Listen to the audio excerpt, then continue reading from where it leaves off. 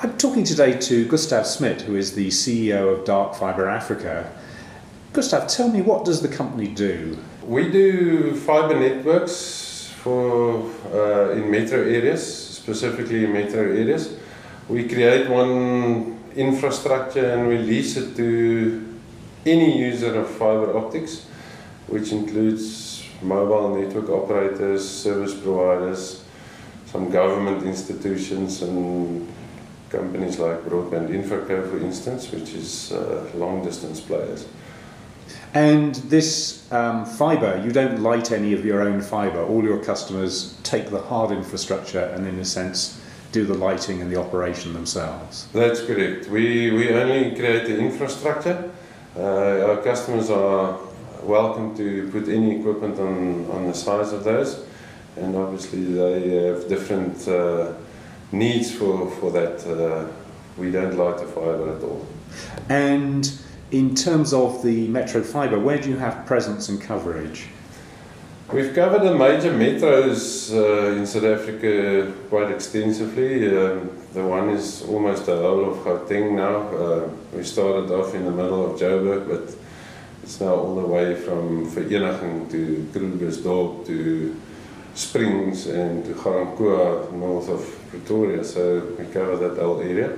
In the Durban area and the Cape Town area, but Cape Town also includes Stellenbosch and Somerset West and Eiserfontein, so it's quite wide. It's almost a Western Cape network now.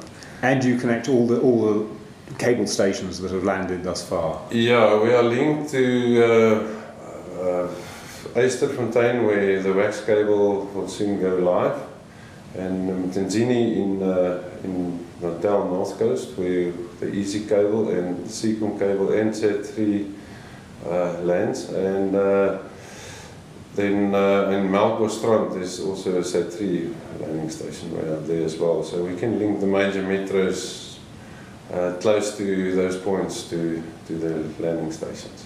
And you're planning to go out into secondary towns. Give me some idea of the extent of that. Yeah, we've recently started with about 15 secondary towns and cities. We are busy in George at the moment. East London has started, Polokwane, Potchefstroom, Rustenburg, and we'll soon start in places like Secunda, for instance, Witbank, Middelburg. Ermelo is even covered.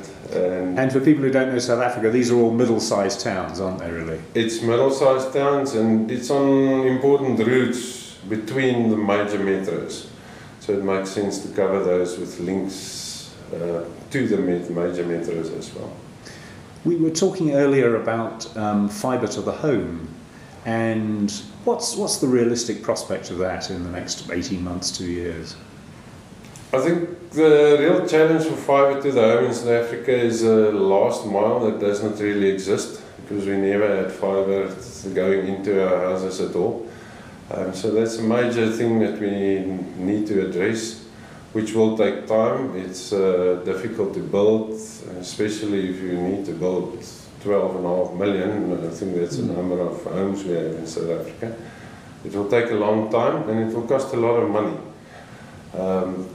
If we achieve that, I think all the other ingredients are there to make it possible. So we can actually go into homes already. We've got service providers and all the networks that we need. It's just that last 50 meters that still lacks. And there's some talk that government will put money into perhaps the last 50 meters. Yeah, that would be a good solution for South Africa if we really want to up the quality of our people in this country. We need to get them closer to internet and the cloud that we are all hearing about.